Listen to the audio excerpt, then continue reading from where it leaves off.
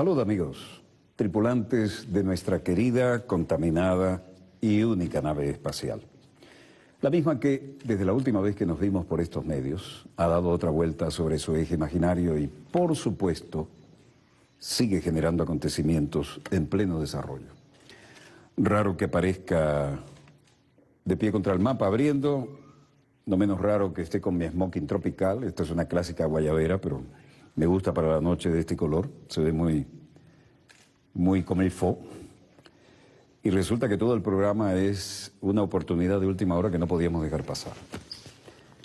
Los 5 héroes cubanos de la que tantas veces hemos hablado, los 5 héroes están aquí, están en casa, están en Caracas, en la República Bolivariana de Venezuela, y los tenemos para nosotros una hora completa en el set de Dossier. Así que les voy a dar la espalda, vamos a jugar en contraplano, y quiero indicarles que yo voy a pedir, no quiero ser yo quien los presente, quiero que cada uno de ustedes se presente, nos diga lo que quiera decir en esta presentación, que es más informal imposible. Comenzamos allá. Bueno, yo soy René González, es mi segunda aparición en Dossier. Estuve 13 años en las cárceles norteamericanas por infiltrarme en grupos terroristas en Miami, y estamos aquí pagando tributo al pueblo venezolano, a Hugo Chávez, por su apoyo y por el cariño que mostraron hacia los 5 durante todos estos años. Mi nombre es Fernando González York, uno de los 5. Serví 15 años, 5 meses y 15 días en una prisión norteamericana por las causas que ya René ha mencionado.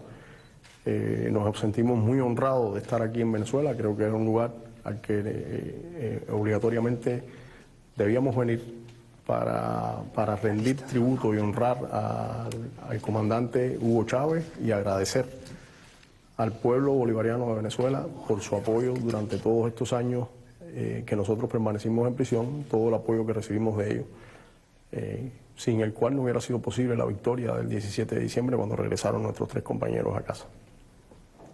Mi nombre es Antonio Guerrero Rodríguez.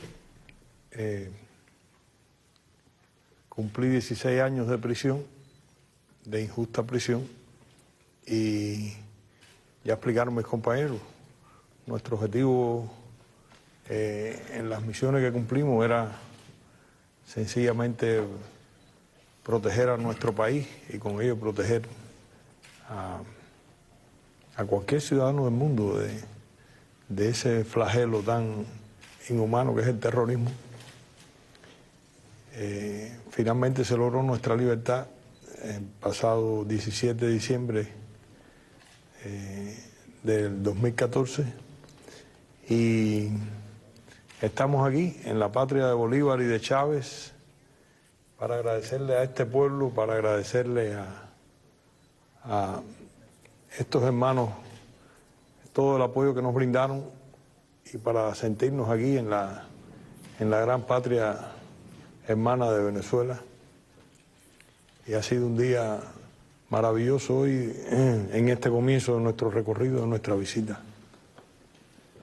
Bueno, mi nombre es Ramón Labañino Salazar.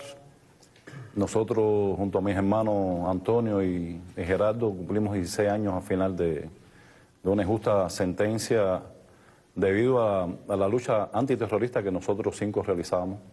Ya mis hermanos René y Fernando ya habían cumplido completamente la atroz condena también que contra ellos se impuso.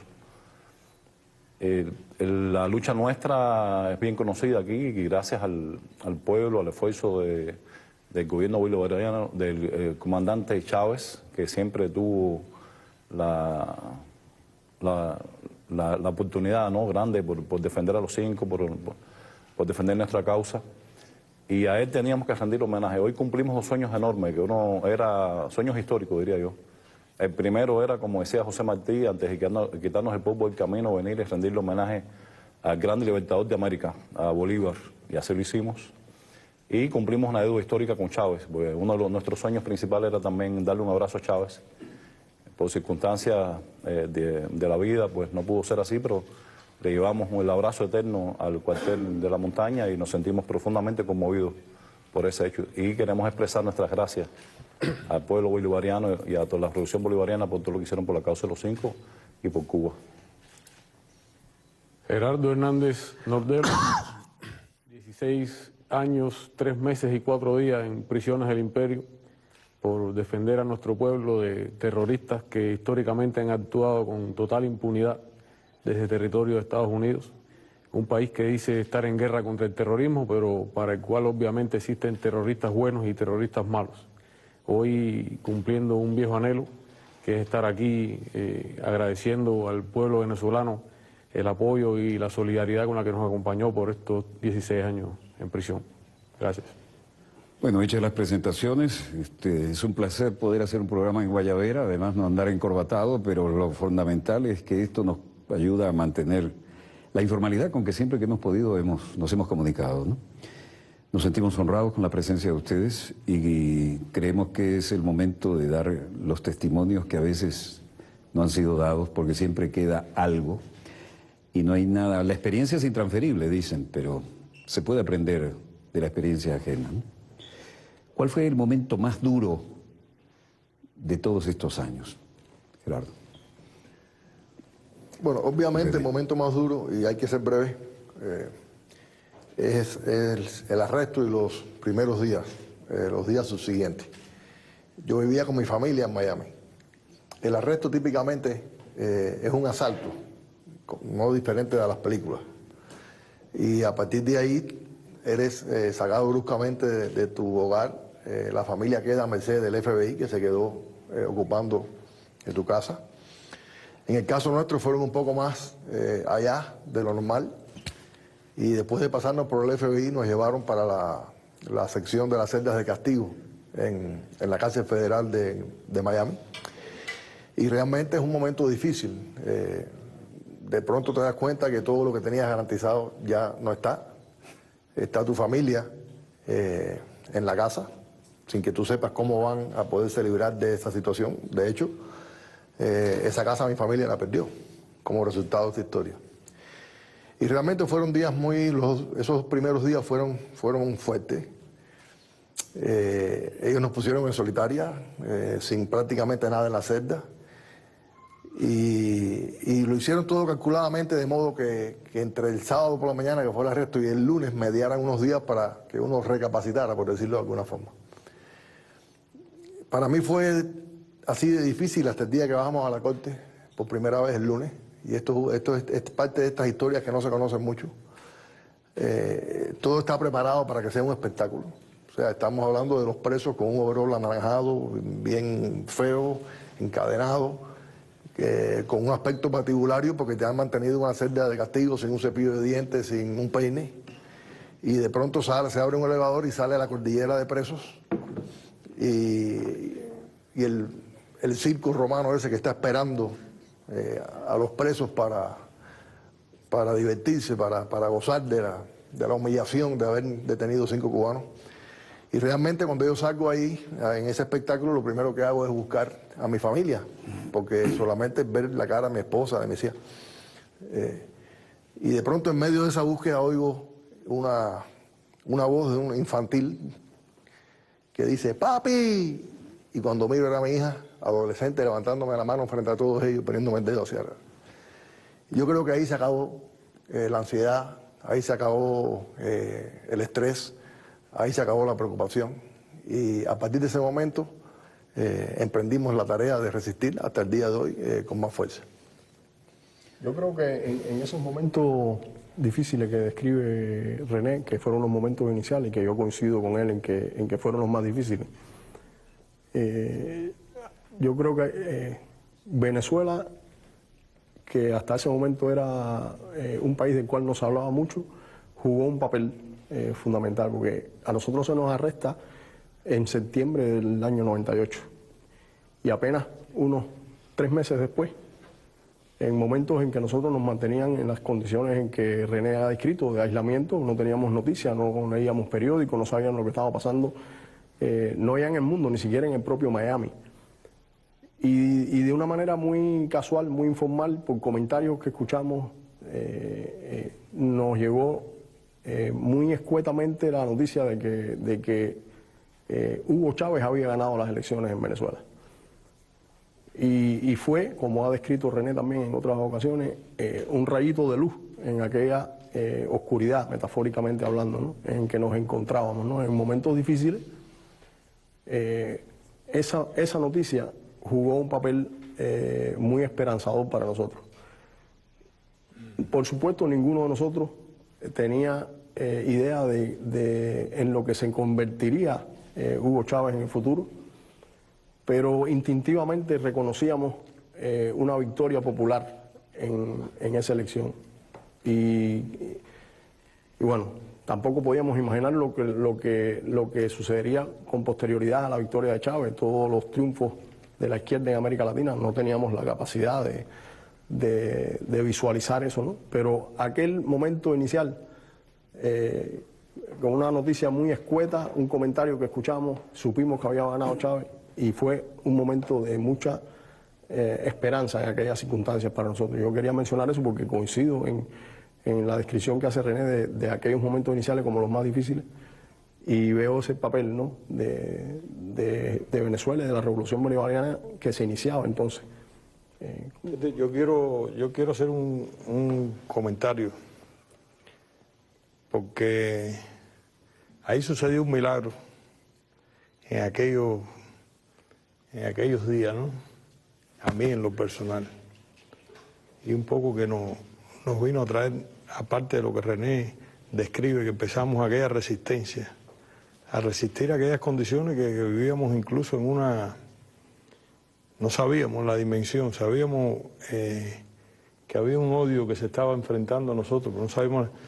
Pero al segundo día yo estar ahí, yo me pongo a escribir un poema. En aquella celda, nosotros estábamos, la primera semana estábamos en una celda, nos habían dado un rollo de papel sanitario y una colcha para taparse. Tratamiento especial. Y entonces estábamos aislados. Yo tenía a René enfrente. Y yo nunca lo he podido explicar. Porque aparte nunca fui inclinado a las letras, no era poeta, así, yo no tenía no tenía algo que dijera, bueno, escribir un poema no era algo, yo soy ingeniero civil, no era, y de repente me pongo a escribir un poema, pero en la mente, porque incluso no teníamos ni un lápiz, finalmente después, y sin pretenderlo, diríamos, la poesía se convirtió también en otra arma de la resistencia, porque después del primero vino el segundo y le cogimos, y entonces a mis hermanos me decían en aquellas celdas aisladas, oye, el poema de hoy, ¿cuál es? El de mañana. Y creo que hubo momentos difíciles, pero siempre hubo una manera de nosotros enfrentarlo, vencerlo y mantener la actitud que era la única posible de mantener, no era tampoco nada. Nosotros hemos dicho que no consideramos que sea nada extraordinario lo que hemos hecho, sino hacer lo que un hombre con dignidad, un hombre con principios, hubiera hecho ante unas acusaciones que no tenían, que nosotros ni entendíamos bien en aquel entonces, algunas de ellas, porque no podíamos entender de que se nos fuera a acusar de cosas que no habíamos cometido, ¿no? Pero ahí vencimos esa etapa, ese golpe inicial de que ese momento. Los demás ya fueron más fáciles. Es lo que pasa, que no quiere... la humildad también lo lleva a eso, pero él es un gran poeta, y siempre ha sido un gran poeta. Lo que pasa es que cuando uno cae preso, mira, el ser humano no conoce sus potencialidades hasta que no se pone en situaciones de extrema, una situación extrema, ¿no? La realidad es que cuando uno que cae preso, y en las circunstancias que uno cae, de pronto te quitan todo, te quedas sin, vaya, todo, absolutamente todo, y te meten en una celda que no tienes apenas una colcha para dormir. Ahí es cuando tú empiezas un recorrido a tu interior, ¿no? y cada cual saca o lo mejor de uno para superarse. Entonces siempre tuvo un poeta escondido y siempre tuvo esa inclinación. Yo también escribí un poco de poema, pero a mí lo que me da gracia, porque es un poco cómico, ¿no? Nosotros salíamos a compartir juntos y le empezamos a criticar sus poesías y le empezamos a dar ánimo para que escribiera más. Y ahí en ese proceso se fundó mucho más la amistad nuestra, la fidelidad. Yo pienso yo sí quería señalar un detalle, porque ahora que estamos aquí vamos a hacerlo bastante coloquial, ¿no? Hay detalles en nuestro arresto que nos unió profundamente desde el primer momento. Y hay cosas que no se explican, ¿no? Quizás entre revolucionarios, entre personas que fuimos educados con los conceptos nuestros de patria, de humanidad, como dijo José Martí, hay cosas que no hace falta explicarse para conocer a los hombres. Y eso nos pasó a nosotros 5. Hay cosas que hoy en día no podemos explicarte.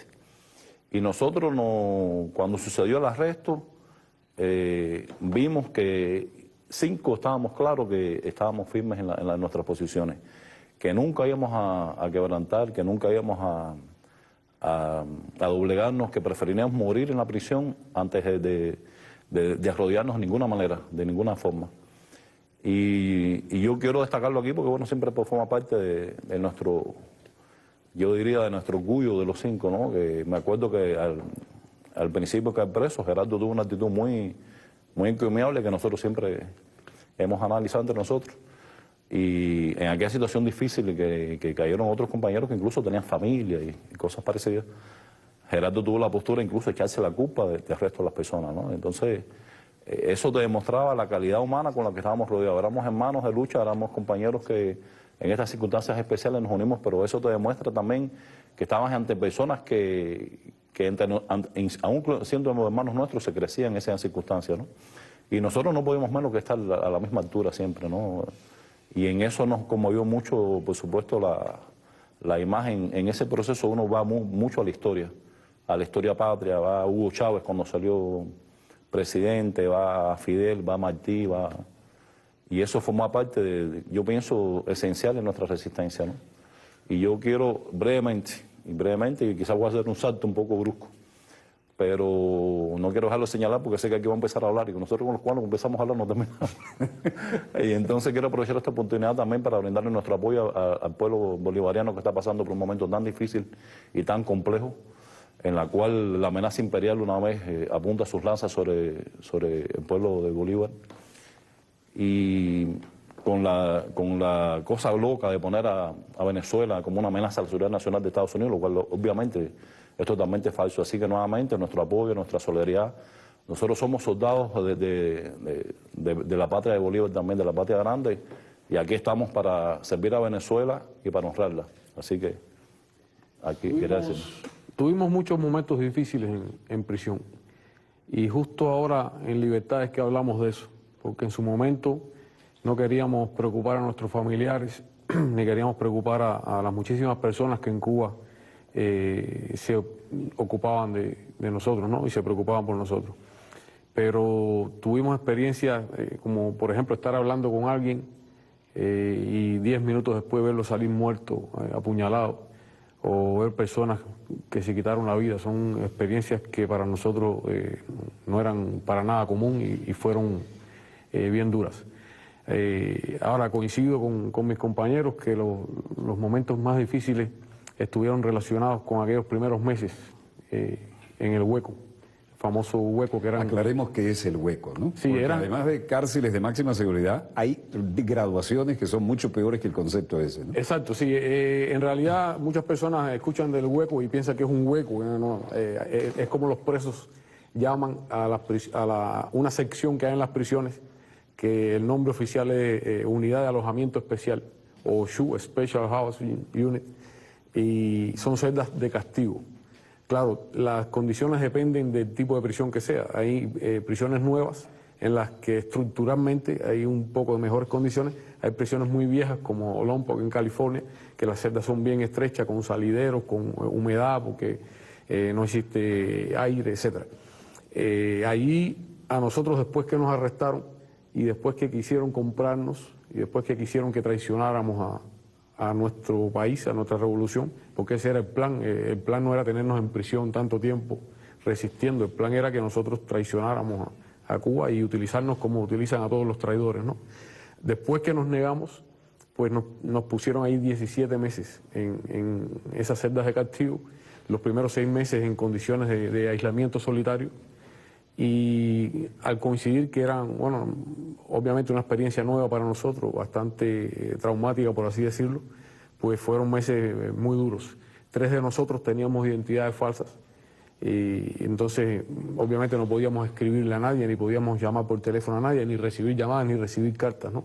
Porque en realidad no teníamos la familia, no pertenecíamos al país al que decíamos pertenecer. Entonces fueron meses muy, muy duros.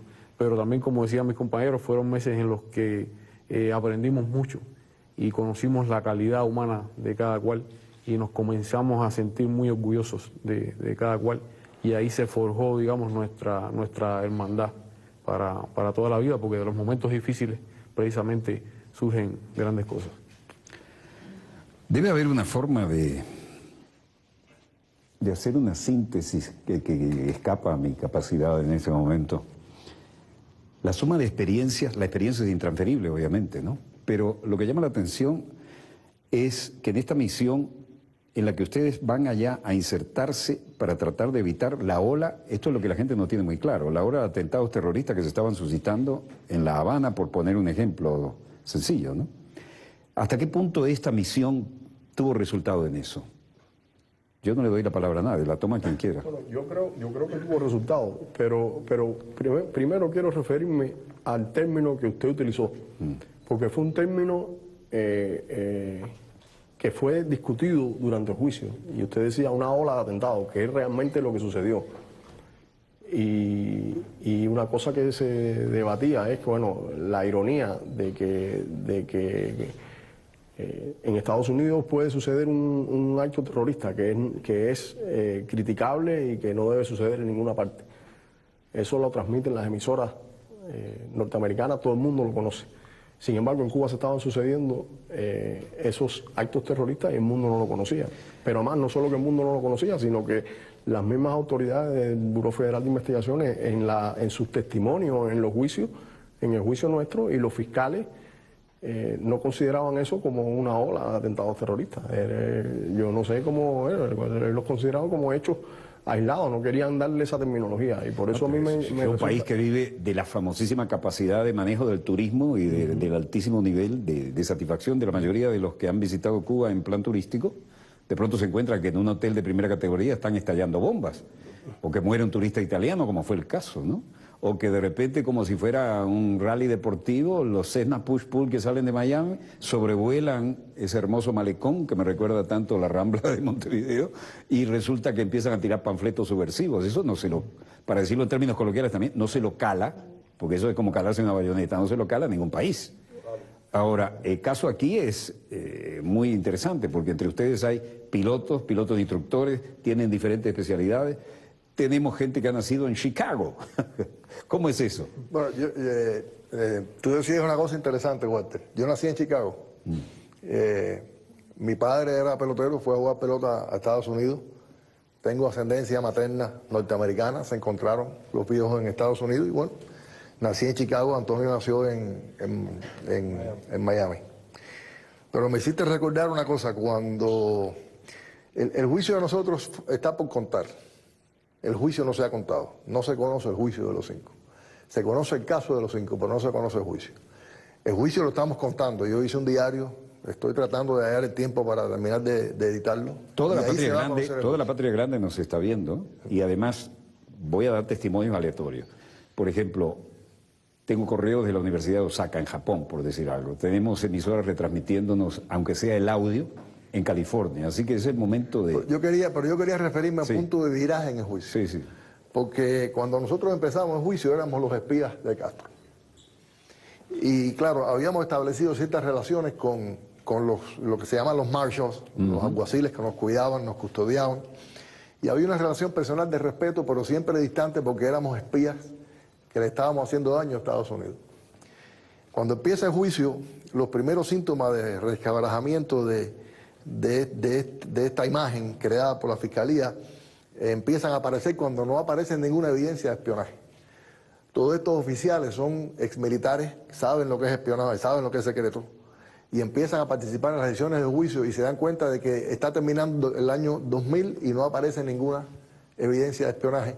Y yo recuerdo que estamos regresando para el receso de fin de año y ellos vienen diciendo, oye, pero esto es lo que hay en el juicio. Y nosotros nos reíamos con ellos, decíamos, bueno, entretente ahí que no va a haber más nada. Pero cuando empieza a ventilarse el caso del derribo de los hermanos Rescate, los fiscales se oponen virulentamente a que se presenten videos de esas violaciones a las que tú hacías referencia. Yo recuerdo la discusión claramente, cuando están los fiscales tratando de que no salga el video, los abogados de la defensa tratando de poner el video, hasta que al fin logramos poner el video, porque hay que decir también que presentar cualquier evidencia para la defensa fue una lucha a muerte, porque los fiscales no querían que saliera nada en juicio. Yo recuerdo a la jueza preguntar, cuando el abogado de la defensa está tratando de introducir el video, le dice a la jueza, señora jueza, que ese video muestra el vuelo sobre el malecón. Y la jueza como que cree que entendió mal. Y dice, sobre el malecón, dice, sobre el malecón. Y la jueza sigue para el fiscal. El vuelo es sobre el malecón y la fiscal ahí se queda y dice, bueno, sí, su señoría. La cara de la jueza se transformó. Y a partir de ese momento los fiscales empezaron a perder el juicio completamente y lo perdieron. Es que es insólito, yo alcancé ese video y es un vuelo rasante a menos de 100 metros sobre el malecón. Cuando nosotros salimos de la corte en un avión de otro país y además lanzando panfletos. Cuando salimos de la corte ese día, los alguaciles ya eran otras personas. Y nos iban diciendo, pero ¿cómo es posible que Cuba haya aguantado tanto? O sea, usando sus palabras, ¿cómo es posible que Cuba se la haya calado tanto? Y que haya tenido la paciencia de permitir que esa gente violaran el espacio aéreo de esa manera y lo haya dejado irse. O sea que esa fue la tónica del juicio nuestro, que repito, está por conocerse y aquí no vamos a tener tiempo que se conozca, pero por ahí, para decirlo en una frase de cubana, van los tiros de juicio. Todo el juicio fue más o menos un conflicto como este que acabo de contar. Y realmente fueron casi 7 meses de juicio. Es interesante. 7 meses de casi juicio. 7 meses. Casi 7 meses. Pero es interesante porque eso te demuestra también el nivel de manipulación mediática, ¿no? Porque no se conoce, o sea, cuando ellos se dieron cuenta, es muy interesante porque al principio del juicio van varias cadenas de televisión y de radio a cubrir el juicio. Pero cuando empieza la evidencia y a mostrarse la evidencia de la defensa, que lo que nosotros mostramos en el juicio es que bombas que querían poner en un hotel en La Habana, un atentado al comandante, un barco lleno de explosivos que se evitó que explotara. Iba a ser otro Lecube, una cosa así. bomba. Por eso tú hiciste una pregunta que un poco que no te debes por responder. Esos son varios actos que más o menos tratamos de evitar, ¿no? En general en el grupo. No sé, cuando las personas, la prensa norteamericana, la media grande, porque al principio aparecieron 2 o 3 medios grandes, no puedo mencionarte exactamente cuáles, pero aparecieron. Cuando se dieron cuenta que era una cosa que era totalmente adversa a los medios norteamericanos, o sea, están demostrando que son antiterroristas, que lo que vinieron a Estados Unidos a evitar que pusieran bombas en nuestra patria y a la vez evitar que pusieran bombas en Estados Unidos, porque cuando tú evitas que pongan una bomba en un avión, tú estás salvando la vida de todos los ciudadanos que están dentro de esos aviones. Y ahí puede haber ciudadanos americanos, chinos, japoneses, indios, puede haber de todo tipo de ciudadanos. Entonces, cuando ellos se dan cuenta que el juicio están abismalmente a favor nuestro, se desaparece la prensa. En la prensa norteamericana, excepto en Miami, solamente se reportaba poquito. Y la prensa incluso empieza a rebotar que no, que los espías cubanos habían virado juicio en contra de los que estaban en banquillos los acusados. Pasaron a ser acusadores. Que era lo correcto. Porque mira, el juicio de nosotros duró casi 7 meses. Y yo te puedo asegurar aquí, por mis hermanos te lo puedo asegurar. Nosotros fue el periodo que más disfrutamos, a pesar del cansancio, porque te levantan a la casa a las 2 de la mañana y tienes que estar encadenado y pasas hambre y pasas frío. Y es terrible, porque un juicio te ponen en situaciones que de verdad tú quieres. Vaya, lo hacen para que la gente no quiera ir ni a juicio, porque te la ponen difícil. Pero fue tanta la fuerza que tuvimos en demostrarle ahí mismo en su terreno de combate, ¿no? Porque nosotros fuimos al terreno de combate y nosotros dijimos, bueno, quieren pelear por la justicia norteamericana, vamos a luchar con la justicia norteamericana a enseñar nuestra verdad. Y era bonito ver que nosotros pudimos, y eso que el 80% de la evidencia no la podemos utilizar. Pero la poca evidencia que pudimos utilizar era todo atentados y bombas y los generales, incluso había generales y gente de alto rango norteamericano que decía, aquí no hay espionaje, esto no existe, aquí no hay bomba, aquí esta gente lo que están haciendo es protegiendo a su país. Eso nos dio una fortaleza tremenda. Y para terminar la idea, y no quiero ser tan extenso, Pero en los marchas a la final nos invitaron a tomar café antes de la sentencia. Ellos estaban convencidos que nosotros íbamos a ser declarados no culpables, convencidos, y son gente profesional, no estoy hablando de gente y que han visto cantidad de juicios. Y ellos se sorprendieron tremendamente cuando vieron que nos declararon culpables. Yo pienso que la pregunta que usted hacía, fíjate, yo creo que el juicio, lógicamente la actividad para detener el terrorismo no es de 5 personas. ¿Tú sabes? Es de un país que no ha contado con la contribución del país donde se origina eso. Y entonces tiene que recurrir a hombres que no son 5, que son más de 5, son gente que voluntariamente hacen la actividad como la que hicimos nosotros. Pero el juicio, a mi modo de ver, fue un factor esencial para frenar esa actividad. Porque nosotros pudimos denunciar, pero además, después del juicio, salió un documento. Nosotros perdimos juicio después de haberlo ganado en la sala. Eso lo explica la René, lo explican los documentos, lo explican, como decíamos nosotros, lean los papeles de la Corte y usted se va a dar cuenta. Pero en el año 2003, no, en el año 2005, nosotros recibimos la respuesta de la apelación directa, que era un panel que ya no era de Miami, eran 3 jueces.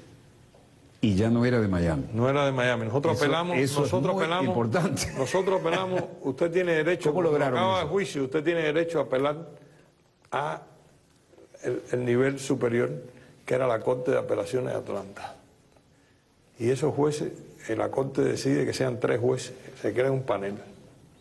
Y se pasaron años, nosotros nos sancionaron en diciembre del 2001 y ellos dieron la respuesta en agosto del 2005. Hubo audiencias orales, bueno, 3 jueces se pasaron 4 años trabajando y escribieron 93 páginas y declararon un punto, que la sede de juicio, que el juicio había que hacerlo o no, porque Miami no era un lugar donde podíamos tener un juicio justo, y eso está en la ley.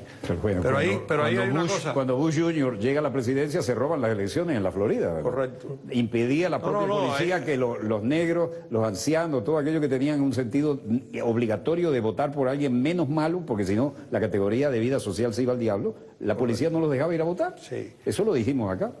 De Miami se puede hablar aquí extensamente, porque Miami, eso es más que evidente.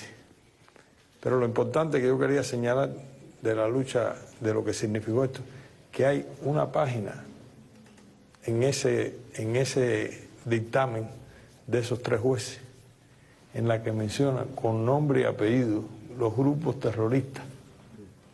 Los jueces mencionan los grupos terroristas Alfa 66, Omega 7. Alfa 66, es decir, que una corte estadounidense. Y Hermanos al Rescate no aparece ahí. Sí, como no, claro.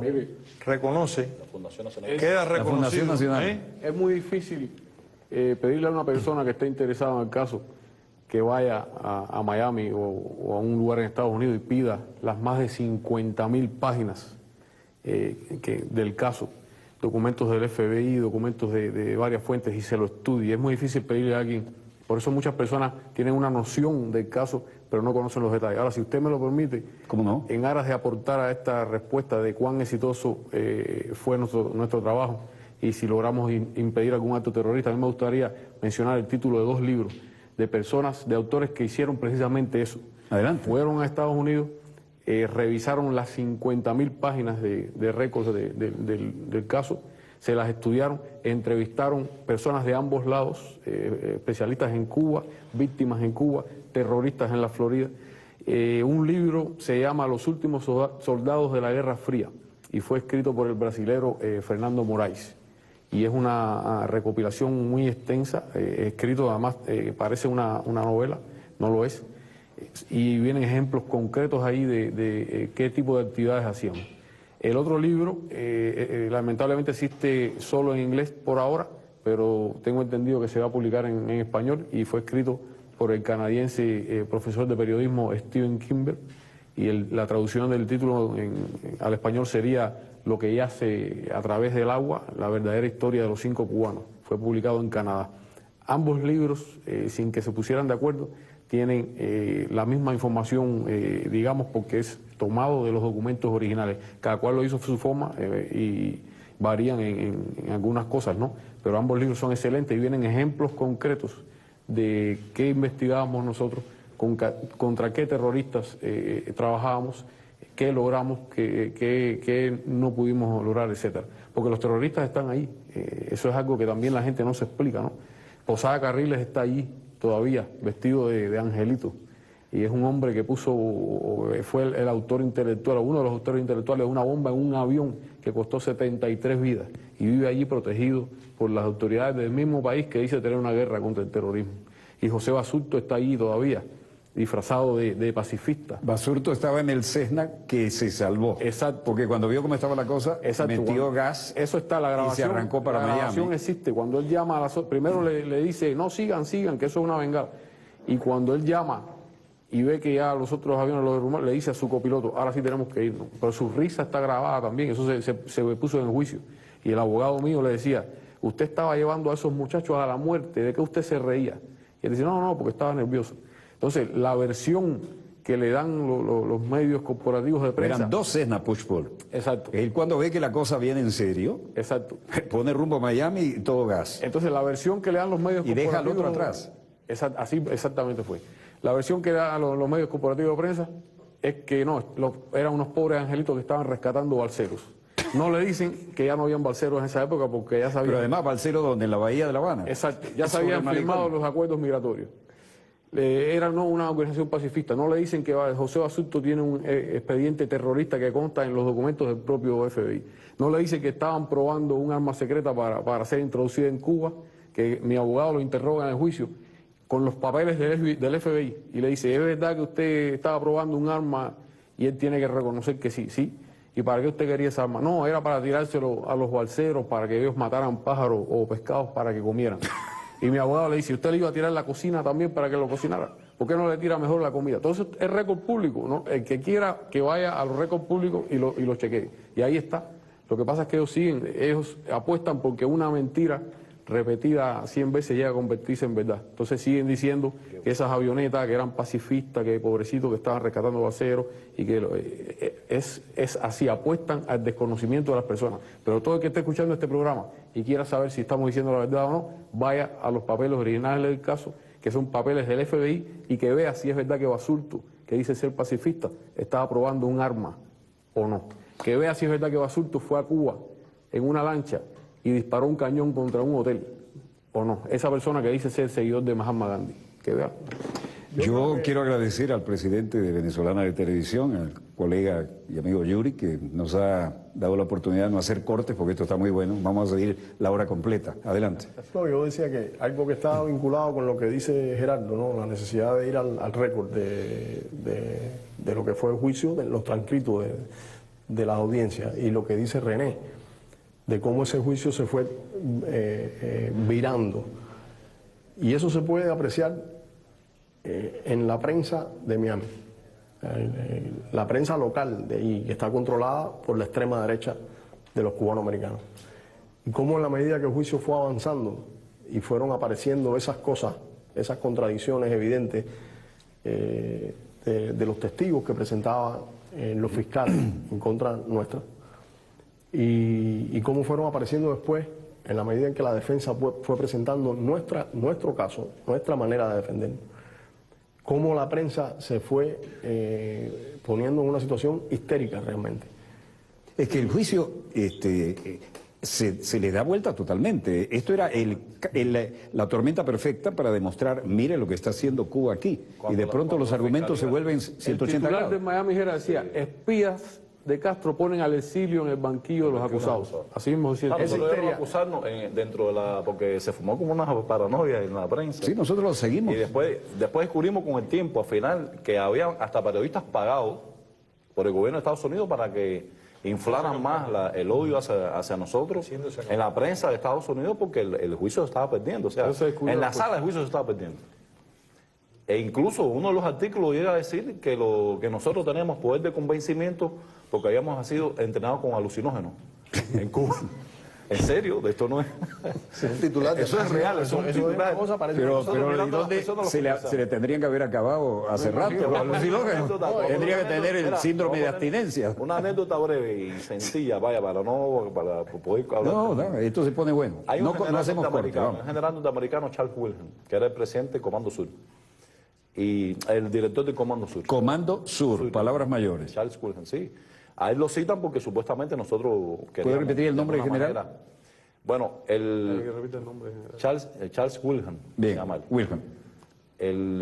Charles Wilhelm. Era el director del Comando Sur y entonces de alguna manera decía, bueno, no, estos pues son peligrosos, son espías. Y lo llevan a la corte, de la fiscalía como un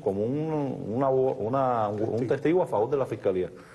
Pero cuando, en el derecho norteamericano, cuando tú presentas un testigo, tanto la defensa como la fiscalía tienen derecho de preinterrogarlo para saber el argumento que van a utilizar. ¿Qué pasa? Que cuando lo interrogas a la defensa se da cuenta que el hombre no tiene nada contra nosotros, que lo que iba a hacer es beneficiarnos, porque el hombre dice, no, esta gente no hacen nada, no hacen daño, ellos están puestos para defender a Cuba, eso está bien. O sea, el argumento que le iba a presentar iba a ser dañino para la fiscalía. Entonces la fiscalía no quería que el tipo se fuera a la corte. Y ellos chantajearon al general. Le dijeron que si aparecía en la corte le iban a suspender la pensión que él recibe. Y eso está en la corte, esos son récords de la corte, no estamos violando ningún... que ellos le iban a suspender la pensión que reciben los generales, vaya, general, por si iba a declarar a favor nuestro. Y eso ocurrió, y es un general de Estados Unidos, no estamos hablando de la parte de cubana. Para ese cargo tiene que ser como mínimo general de 4 estrellas. Le iban a suspender la pensión de retiro. Y son cosas que sucedieron que uno se dice, bueno, esto es locura lo que está pasando hoy. Los mismos fiscales que jamás han encausado a nadie en Estados Unidos por el terrorismo contra Cuba, cuando esas personas fueron a declarar en el juicio, a reconocer lo que ellos hacían, porque además alardean de eso, han tenido tanta impunidad a lo largo de los años que alardean de eso abiertamente. Y los mismos fiscales que nunca se han preocupado de encausarlo le dijeron, si ustedes dicen algo aquí que los inculpe, los vamos a encausar. Como diciendo, no vayan a decir nada que ayude a esta gente. Acójanse a la quinta enmienda. Eso está en los récords. A la quinta enmienda obligado. Ellos obligaron a los testigos que La quinta enmienda, que es un recurso voluntario, además, obligado. Mira lo interesante. Nosotros citamos a la corte a terroristas. Terroristas que están clasificados como terroristas por el FBI. O sea, no solamente por los servicios nuestros, sino por el FBI. Los citamos a la corte. Y entonces, en uno de ellos, incluso Frometa quería presentarse con un Vestido de camuflaje. La fiscalía le dijo que no, que tenía que vestirse de traje y que tenía que ir decente.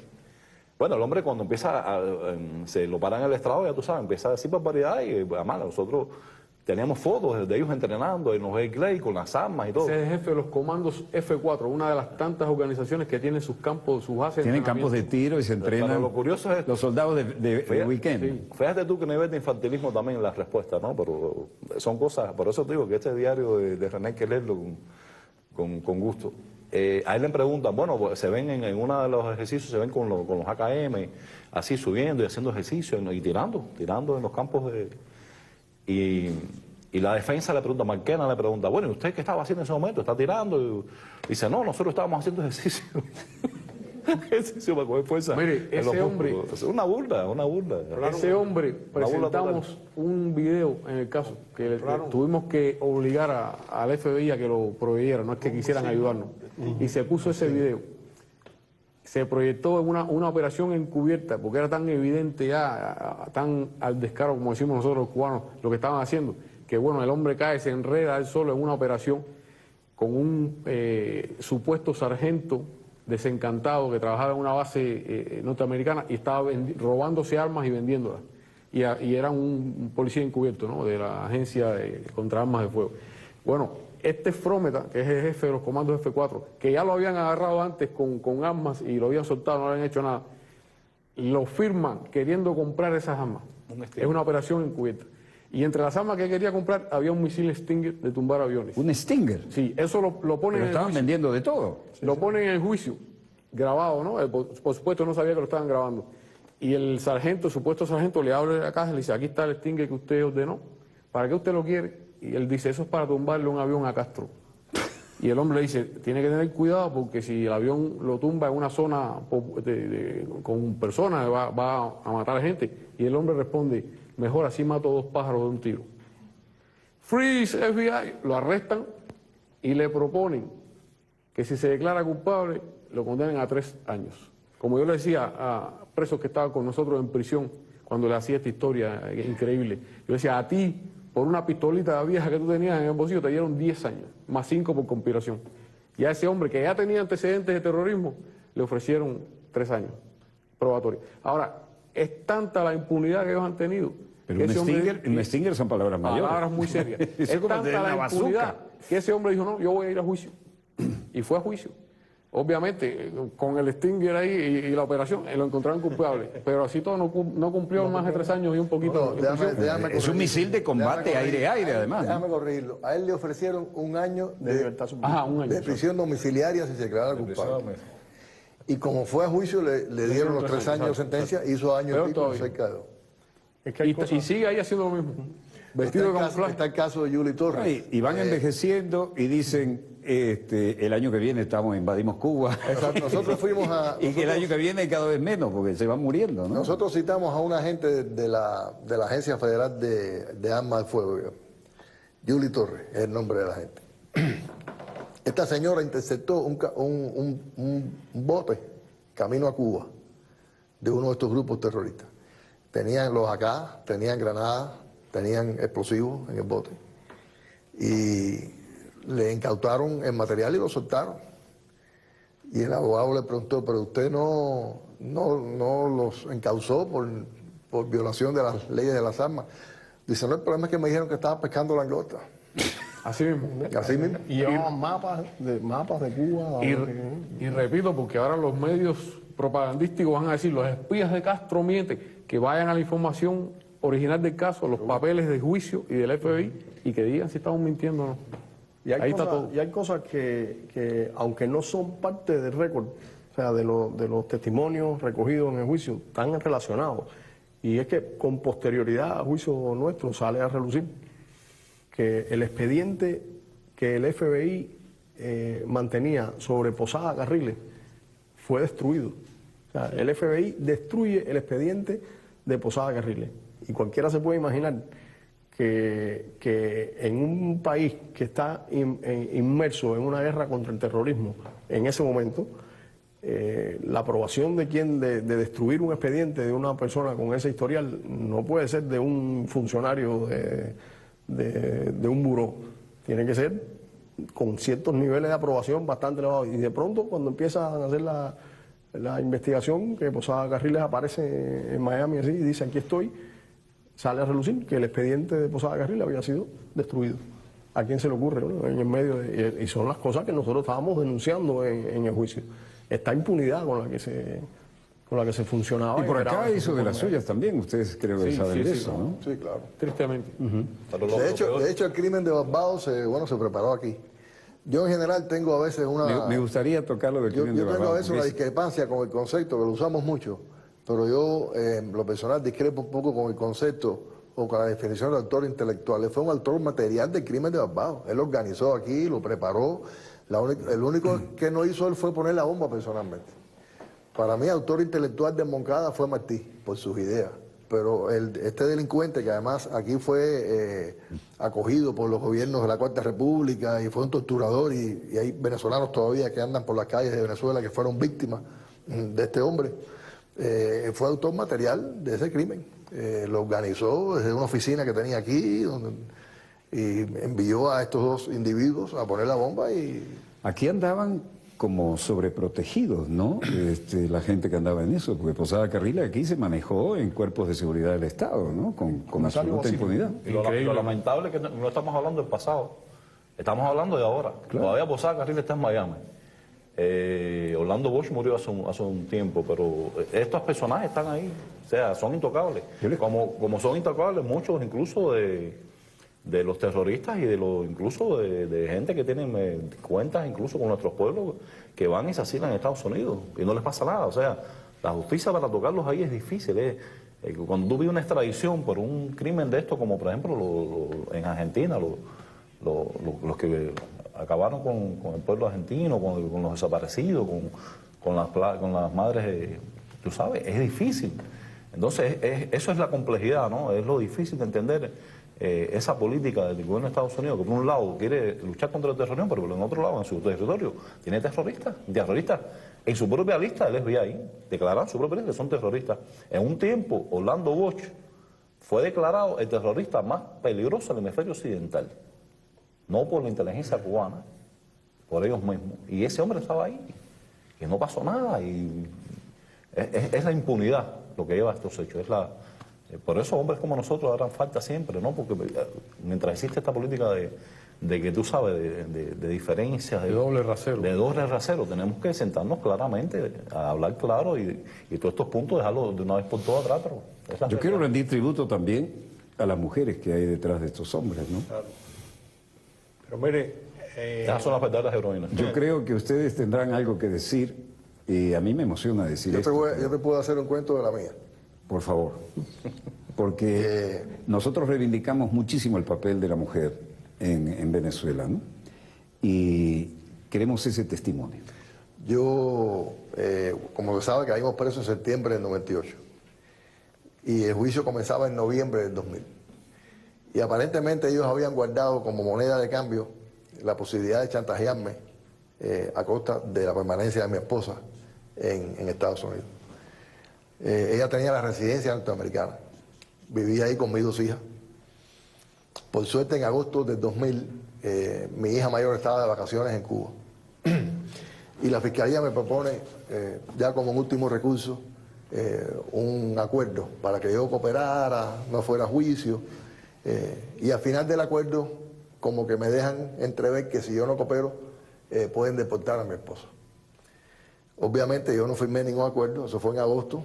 Recuerdo que el día 13, mi cumpleaños, era domingo, ella fue a verme, conversamos. Y le dije, mira, me propusieron este acuerdo, está implícito, la amenaza de deportación está implícita en él, prepárate porque con esta gente cualquier cosa. Efectivamente, el 16 de agosto la detienen a ella. Y bueno, eso fue un golpe duro. Realmente, ese día yo la llamaba todas las mañanas, imagínense la ansiedad, localizándola, no aparecía.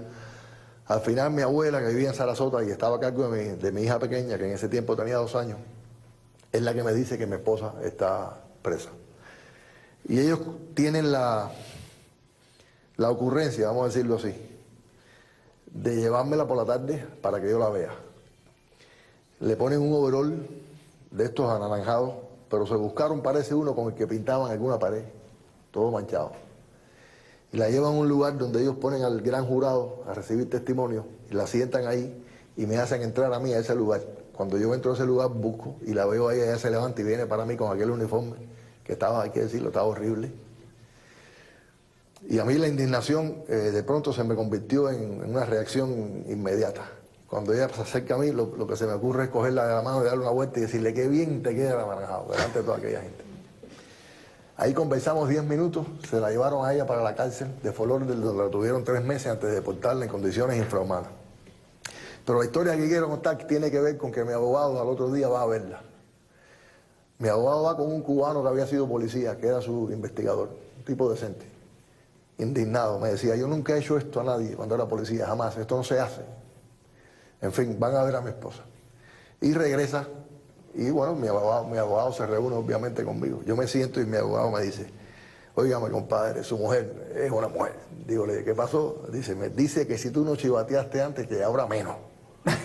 Dígole, esa es mi mujer. Me dice, no, tú eres su marido. Mira, la verdad es que esa... Mira, las verdaderas, si hay heroínas en este caso, son ellas. Y lo hemos dicho, creo que nosotros realmente somos personas que hemos cumplido con nuestro deber. Y nosotros una vez nos plantearon esta tarea y nosotros, a sabiendas de las consecuencias, a sabiendas de los riesgos que podíamos incluso de dar la vida en este tipo de actividades, nosotros acatamos eso y lo sabíamos. Y en aquel momento, por razones propias de trabajo, no podíamos decírselo a nadie, incluidas nuestras esposas. Pero era nuestra decisión y nosotros cogíamos los riesgos. O sea, nosotros lo hicimos fue cumplir con nuestro deber realmente. ¿No? Nosotros no hicimos una cosa extraordinaria y como lo ha dicho Tony, al contrario, fue cumplir con el deber de defender a nuestra patria y lo venimos a hacer 1000 veces más, hay que hacerlo. Pero en realidad las heroínas son ellas porque ellas no sabían nada de esto. Ellas se enteraron incluso el día que nos arrestaron, porque no sabían ni que estábamos en Estados Unidos, ni que éramos trabajadores, militares del silencio, me gusta decir a mí, o soldados del silencio. Y ellas tuvieron, yo diría hidalguía, si cabe la palabra hidalguía en una mujer. Cabe y superlativo. Hidalguía, porque se pararon, en el caso de mi esposa, y un poco el ego, no me gusta hablar mucho de nuestra compañera, pero yo tenía 2 niñas chiquiticas, y ella tuvo que solita criar a mis 2 hijas, y no solamente criarlas, sino que levantar la voz por los 5, que se crecieron de una manera monumental. Yo se los dije el otro día, se los repito, a ellas no les gusta que nosotros hablemos así, pero la verdad, se convirtieran en excelentes diplomáticas de la dignidad y el decoro de los hombres. Y no solamente diplomáticas, sino de un nivel elevadísimo, que yo se lo decía muchas veces cuando hablaba con él: tú tienes que después darnos clase a nosotros, cómo relacionarnos públicamente, cómo hablar. Porque de verdad que tomaron con una altura esto y nos defendieron y luchaban y con todo el trabajo de la casa y todo. O sea, yo admiro a mi mujer y admiro a todas las mujeres de nosotros porque realmente tuvieron una altura y una entrega que ellas son las verdaderas heroínas, no nosotros. Yo creo que a mí me gustaría también hablar un poco de las madres, ¿no? Que también personas con una edad ya recibieron un golpe fuerte desde el punto de vista emotivo y sin embargo pasaron los años, fue una lucha larga, una lucha que evidentemente tuvo un desgaste, sufrieron un desgaste ellas en esa lucha, las esposas también, por supuesto, y sin embargo lo hicieron y lucharon y realmente son también, como las esposas, también dignas de admirar, ¿no? Nosotros, como decía Ramón, para nosotros, bueno, y a uno lo ponen en una circunstancia difícil y uno busca la manera de adaptarse y vivir y convivir en la prisión, pero uno se pone a pensar que esas compañeras que estaban fuera, estaban supuestamente viviendo en libertad, sin embargo estaban sufriendo más que nosotros que estábamos aquí, y sobre todo, bueno, las esposas, pero las madres también, ¿no? La preocupación de que, bueno, cuando iban a una visita y era su última visita y salían y uno tenía que entrar por esa puerta y ellas la pregunta que se estaban haciendo es ¿cuándo voy a volver a verlo? Y para madres que ya van entrando en cierta edad se va haciendo más complejo porque la perspectiva de la vida es un poco diferente, ¿no? Hubo casos de inseminación artificial también, ¿no? Yo narro una anécdota de mi mamá. Bueno, de mi mamá hay muchas cosas que hablar, como de Magali, como de Irma, como las madres de mis hermanos, independientemente pero esta es una anécdota. A nosotros nos están sentenciando, ya sentenciaron a mis hermanos. Y evidentemente a mí me van a dar la sentencia de cadena perpetua. Pero a mí me la posponen porque el abogado mío había tenido un problema. Pero algunos de ustedes tuvieron 2 cadenas perpetuas más 18 años y cosas así, que solamente se ven en Gringolandia, ¿no? Yo soy el último. Y mi mamá tiene la posibilidad de ir a la audiencia. Pero el día antes, 1 o 2 días antes, ella va a la visita. Estábamos en el centro de Miami. Y ya yo tengo mi alegato. Mis hermanos habían leído su alegato ya, yo tengo el mío, pero mis hermanos conocen de que el momento es difícil y el estrés es también a veces traicionero, ¿no? Y como esas confidencias entre madre e hijo, estamos sentados, la visita era 1 hora que te daban, y estábamos conversando, y ella preocupada, tú tienes ya el alegato listo, porque además siempre ha sido de una cosa, una energía. Y me da a mí por decirle a mi madre, le digo, mami, ¿y si me pongo nervioso? Y tú sabes, las palabras. Y ella me respondió, tú no me vas a hacer eso a mí, ¿no? Entonces, aparentemente la anécdota no tiene hija, pero ella se sentía como que para darme la fuerza de decirme,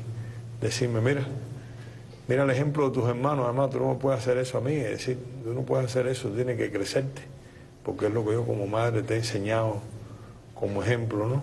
Se trata, como decían los compañeros, de esposas, madres, hermanas, hijas, que fueron nuestro sostén y nuestra inspiración, pero además no podemos hacer este reconocimiento a la mujer si no mencionamos que, con el permiso de compañeros valiosos que tuvimos a lo largo de estos años de lucha, la voz cantante en el movimiento de solidaridad con los 5 la llevaron las mujeres. Sí. No mencionamos nombres aquí para no meternos en problemas, pero todo el mundo tiene en mente cuántas valiosas compañeras en diferentes lugares del mundo incluyendo se echaron en los, incluyendo Venezuela, se echaron en los hombros la lucha por la libertad de los 5 y movieron masas. Ellas con esa capacidad organizativa que tienen, ese espíritu de lucha que tienen, que dieron el ejemplo a muchos hombres. Bueno, se nos terminó el tiempo, señor coordinador. Lamento decirles que... ¿No habíamos acabado de empezar? Se fue nada. Un minuto para cerrar.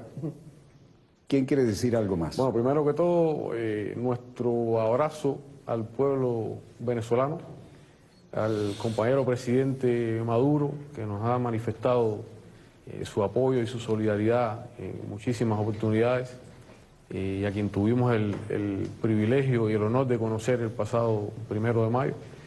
Pero en general al pueblo venezolano que nos acompañó durante todos estos años de lucha, decirles que estamos con ellos en este momento en los que suenan las amenazas.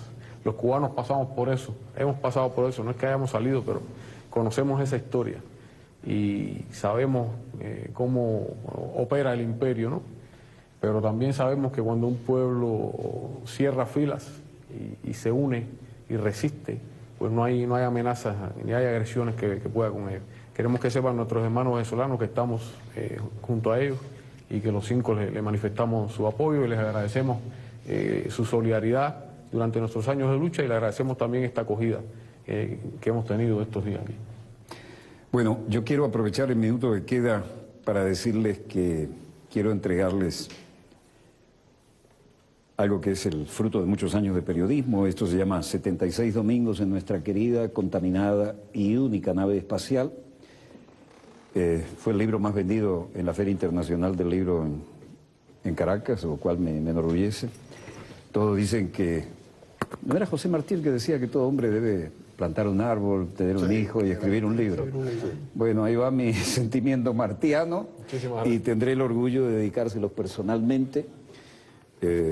No me lo propuse, pero fue el más vendido de la feria y como yo doné todos los derechos, porque eso es lo que uno debe hacer con las obras de este calibre, porque es la editorial El Perro y la Rana que creó el comandante Chávez, ¿no? Muchas gracias. De Martí vimos hoy desde el cuartel de la montaña. Sabemos que estuvieron allí, tenemos el video. Por donde él entró a Caracas en aquellos tiempos y estábamos ahí en el cuartel de la montaña hoy.